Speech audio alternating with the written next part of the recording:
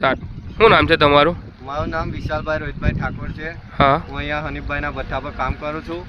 આ નહેરને ફાટી જવાથી 3-4 જગ્યાએ નહેર ફાટી ગયેલી છે, તો અમારી વાડીને બહુ નુકસાન છે. 250 થી 300 આંબા સુકાઈ ગયેલા છે અમારા, અને આ હજારો લીટર પાણી વેસ્ટ જાય તે કોઈ નિરાકરણ લાવતા નહીં. કોઈ અધિકારીનું પેટનું પાણી હલતું નથી? કોઈ જ નહીં, કોઈ આવતું નહીં, કોઈ જોવાય નહીં આવતું. એવું છે? તમે રજૂઆત કરી હતી? અમે અરજી બી આલેલી છે, પણ કોઈ કશું કરવા નહીં રાજી.